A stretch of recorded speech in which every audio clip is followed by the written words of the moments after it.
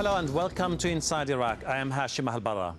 On June 30th, US troops withdrew from Iraq's cities. Iraqi security forces are now formally responsible for the urban centers. Prime Minister Nouri Al-Maliki called June 30th a day of national sovereignty for all Iraqis. But on the same day, a car bomb exploded in the northern city of Kirkuk, killing up to 40 people. A grim reminder of the challenges Iraq is likely to face. So are Iraqi forces capable of maintaining security throughout the country?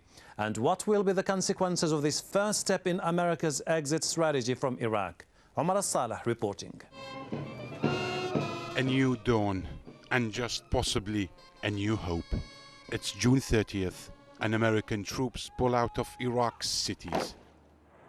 It's a significant redeployment of American troops, 6 years after US-led coalition troops invaded Iraq. The Iraqi government called it National Sovereignty Day. Many Iraqis celebrated. The pullback of US combat forces from Iraqi cities and towns is in accordance with the Status of Forces Agreement signed between Iraq and the US late last year. As well as the withdrawal, the agreement stipulates American troops cannot launch any military operations without Iraqi approval, and they cannot arrest any Iraqi without first obtaining an arrest warrant from an Iraqi judge. The top US commander in Iraq sought to downplay any fears that the US was leaving Iraq to its fate. But we will be here. We are not leaving. We still will have 130,000 people on the ground on July 1st, as we did on June 30th. And we will be here to continue to train, advise. We'll continue to conduct full spectrum operations. We'll continue to be in support of the Iraqi security forces to maintain and improve stability throughout the country. Responsibility for day-to-day law and order in Iraq will now increasingly fall on these men, Iraq's own security forces. Prime Minister Nouri Al-Maliki hit back at skeptics who think they may not be up to the task.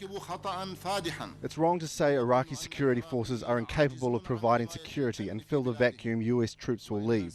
Our forces are fully capable of securing the country. Our forces will be able to respond to terrorist attacks, and we have no doubt that they will defeat them.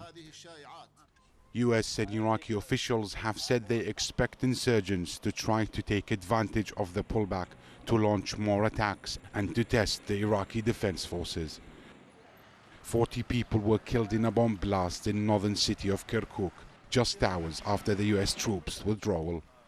Recent days have seen deadly bomb blasts in Baghdad. General Odierno believes such violence is driven by unresolved political issues. Well, what I worry about is it's the political drivers of instability is what I call them. It is the Arab-Kurd political issues that might rise to tensions. It is intra-Shia political issues that could rise to tensions. It is intra-Sunni political issues that could cause some tension. So it's those political issues that we watch very carefully. The coming days and weeks will be an important test for the credibility of Iraq's security forces, for the capability of its politicians to resolve differences, and for the viability of America's exit strategy. Omar Al-Saleh for Inside Iraq. To discuss the impact of the US troop withdrawal from Iraqi cities, I'm delighted to welcome from Baghdad Tahsin Al-shekhli, spokesman for the Baghdad Security Plan, and from Washington, D.C., Jonathan Morgenstein, Senior National Security Policy Fellow at the Third Way. Gentlemen, welcome to Inside Iraq. Let me start by asking Mr. Tahsin Al-shekhli. Mr. Tahsin, the withdrawal day has been depicted by the Iraqi government as a national day, a day of independence. Don't you think that this is something that has been a little bit exaggerated by the Iraqi government, given the circumstances on the ground? Well, I think it's the proper time to congratulate all the Iraqi people for the sovereignty, for the first step towards sovereignty by the troops, the withdrawal from the cities and the villages. I think after 6 years of occupation, the Iraqis will be happy that they will not see the American troops, especially in their streets, and they are seeing now their additional forces, army forces, securing their country. It's the first time after the occupation the Iraqis securing their country and the Iraqis securing their people by themselves. From a PR campaign, it looks very good. But let me go to Mr. Jonathan Morgenstein. Is it a little bit too soon to start the withdrawal, Mr. Jonathan? No, I think it's just about the right time. I mean, we've obviously seen a dramatic drop in level of violence over the last couple years. We're seeing a spike right now, but that's kind of to be expected with rejectionist elements trying to test the new situation. But I mean, this was a decision on the part of the Iraqi government, and I can tell you American troops, they want to come home as soon as possible, and as the other gentleman just mentioned, the Iraqis want to take control of their own country. So I think now is a very good time for us to start drawing down. Mr. Tahsin, the biggest question now is, can the Iraqi army maintain security in all Iraq on its own? Well, I think since the Fard al-Qanun or imposing law plans being applied in 2007 until now, the Iraqi army forces and security forces approved that they are capable and able to achieve the security, and also at the same time maintaining it. They're turning back the lives for the cities. For us, you know, the agreement being signed last year, and since the first day in this year, until now, for 6 months, we are just studying the plans, the separating, and also the reliability of our forces to maintaining the security in our cities. We understand when Prime Minister Al-Maliki extols the capabilities of the Iraqi army, but this is an army which is pretty much untested. We've seen it in the past, but we've seen it when it was getting a backup from the American army, but it was never running the show on its own. Well, I disagree with the word never. I mean, initially last year, there was the confrontation between the Iraqi army and Muqtada al-Sadr's forces down in Basra. And initially, that confrontation went very poorly for the Iraqi army. And in response, two things happened. One, British and American forces came in to help, but also some other units from the Iraqi army were transferred from Al-Anbar and other parts of the country, and those forces did very, very well in combating Muqtada al-Sadr's militias. So whereas I would agree that a lot of the Iraqi security forces haven't been tested, some of them have been tested and performed extremely well in confronting insurgent and other rejectionist elements. All right, let me put it this way, Mr. Tahsin. This is an army which has been described by Al-Maliki as facing serious logistical problems, depicted by independent commentators as ill-managed and run by incompetent and corrupt commanders. Is it up to the task?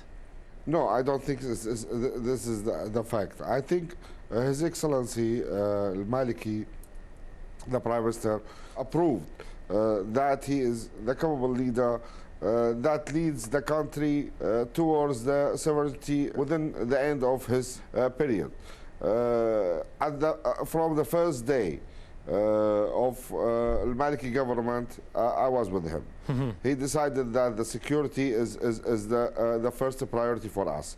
And of course, we appreciate what the American troops did with us. They were fighting together with us, the insurgents and the militias.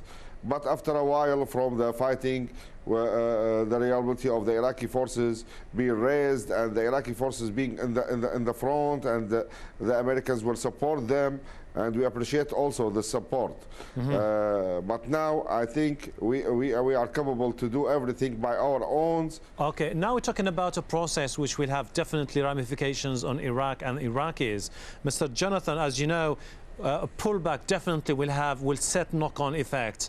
The question now, aren't you concerned that don't you think that the Sunnis will feel more vulnerable, that they will have now to deal more with Shia-dominated police and army? Well, from my experience, I served in Iraq with the Marine Corps, and I actually was one of the embedded trainers. So I was living with the Iraqi army for a while earlier this year. And the perception that I got was that very much among the local populations, and I was in Al-Anbar, which is obviously an overwhelmingly, I mean, I think 97% or more Sunni area. They really appreciated the professionalism and the abilities of the Iraqi army, which is obviously a majority Shia institution, and they had less confidence in the Iraqi police, which is actually a much more local institution that draws from the local Sunni population. I think among the Sunni Arabs of Iraq, they are more concerned about the professionalism and the capabilities of the security force they're dealing with than the sectarian makeup. And I think that's really key. All right, since this is the case, Mr. Tahsin, we're speaking about the Sunnis. Let's talk a little bit about the Awakening Council, which is a Sunni militia, particularly those caught in the middle. They have cut ties with Al-Qaeda, but they are not willing to join the political establishment. What will happen to them in the future? Aren't you concerned that they might take up arms against you?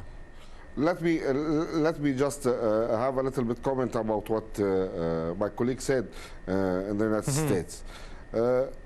For me, I don't like to say I am a Sunni Iraqi, but as an Iraqi Sunni, I will say that, you know, there is no concerning about the forming of the army troops and the Iraqi army, new army, Iraqi army, and also the policemen.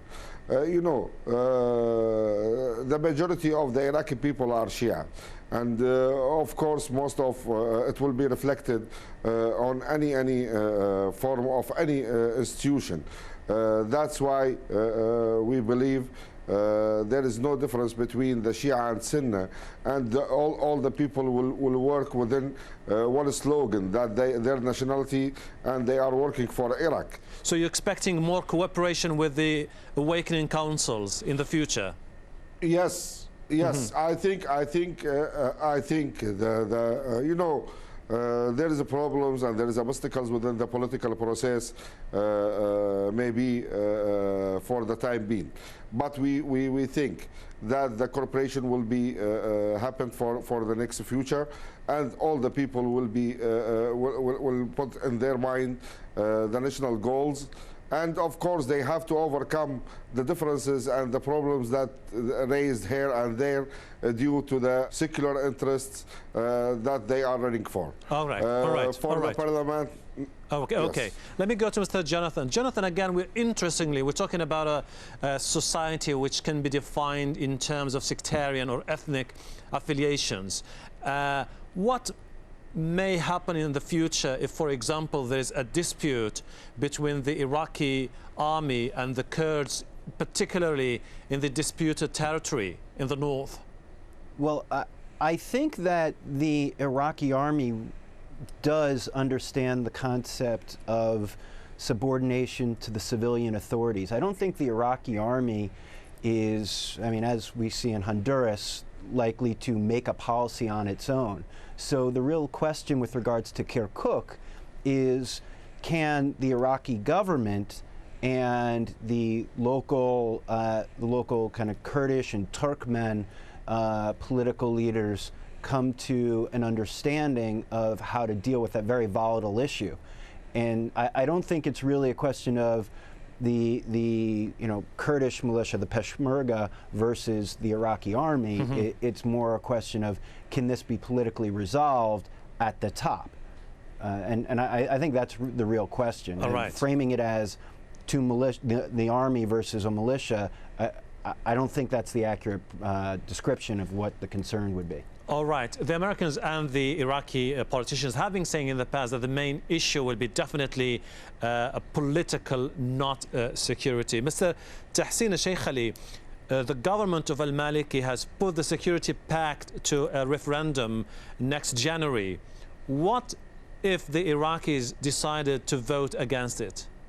Well, I think it's a part of the agreement, the internal agreement between the political parties that we have the referendum next month. But for us, we believe until now there is a commitment from both sides to stick to the agreement. The troops withdrawal from the cities happened, and it was commitment from the United States. And also for us, we have the commitment to secure our cities and village during this period. The people will give their vote according to the results, not to the specs. That's why I think the people will understand it is the steps towards sovereignty, and we need this. Most of the people within the political process or out of it, or maybe the opposition or the resistance, they were asking always to schedule the withdrawal of the American troops from Iraq. Now it's the first step being happened and applied. What's the problem for this? Okay, let's now have a look at this withdrawal from an American perspective. Mr. Jonathan, was this a carefully crafted plan, thought largely before, or do you think it was dictated by a U.S. administration trying to project a president honoring promises that he made when he was running for office? Well, this plan actually was set initially into motion by the actions of the previous president, President Bush. So while, yes, President Obama ran on a platform of drawing down and eventually withdrawing from Iraq, this actually was, and I think President Bush's actions were driven by the consensus among the American public that we do definitely need to draw down and eventually leave Iraq and leave it to the Iraqis. But the exit from the Iraqi cities was initiated in concept by President Bush and frankly by the Iraqis themselves. This is what the Iraqis want, and so the interests of the Iraqi government, the Iraqi people, the U.S. government today and the previous administration, as well as the American public, all seem to coincide. That is that the Americans are going to pull out of the city, out of the urban areas, and still remain there in case another massive explosion occurs like we saw down in Basra over a year ago. But that allows them to more easily begin the process of leaving the country, which logistically takes time. I mean, you have 130,000 troops and all that gear. It takes time for it all to be picked up and removed. And some go to Afghanistan and some come home. Tahsin, you have people saying that the final withdrawal of the U.S. Army by 2011 could leave Iraq more vulnerable to regional ambitions of countries like Iran. How do you respond to that? I don't think that there is within the agenda of the United States here in Iraq something threatened Iran. A part of the agreement, we have articles that stated that the troops here must not threaten any country within the regional countries around Iraq. And we believe here in Iraq that the problem between the United States and the Iranian, the proper solution for it is through the negotiation. Even if there is an escalation here or there, but the negotiation is the proper way to solve it. So I don't think the Iraqi government will allow anything that affected the agreement itself, which is between us and the United States, and it's stated that they will not threaten any regional country. All right. Mr. Jonathan, after 6 years of intensive nation-building efforts in Iraq, suddenly the Americans are saying that we have to shift attention to Afghanistan. Do you think that this withdrawal is the right decision to make this time? And aren't you concerned that this is something that could make the United States more vulnerable in the Middle East in the future? Well, I think that's a complex question because there's a lot of different things that that go into trying to help Iraq rebuild and stabilize, as well as the interests of the United States in the Middle East. I think it's undeniable that our presence in Iraq has greatly increased anti-Americanism in the Middle East, and so our ability to draw down and leave Iraq will make some headway, as well as other actions like President Obama's speech in Cairo to reduce the level of anti-Americanism. And in my personal opinion, we really shouldn't have invaded Iraq in the first place, because the threat to the United States and frankly to the moderate Muslim communities around the world and to Europe really was based out of Afghanistan, where Al-Qaeda originated, or it didn't originate, but it was based, it was training there in alliance with the Taliban, and that's where they attacked the United States from. And so the U.S. is now becoming much more engaged in trying to help the Afghan people and the Afghan government, as well as the Pakistanis, to defeat that threat to both of those governments. And so drawing down from Iraq will help us do that. Mr. Tahsin, in less than 1 minute, please. If you feel like you still need the Americans to stay in Iraq beyond 2011, would you ask them to do so? For me, I think after 2011, until that time, we will see something. Maybe there will be many problems until we will reach the stability. But after the final withdrawal from Iraq from the United States, I think we have to deal between each countries as a peer for peer.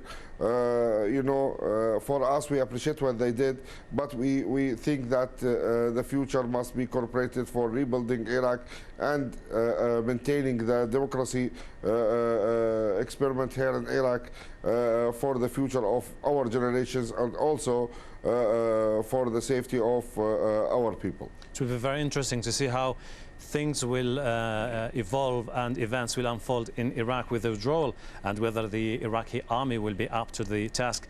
Jonathan Morgenstein and Mr. Tahsin Al-Shekhli, thank you very much indeed for being with us. Shukran. Thank you. Thank you. Thank you. To watch the show online, go to our website aljazeera.net/English. Join us again next week for another episode of Inside Iraq. Goodbye for now.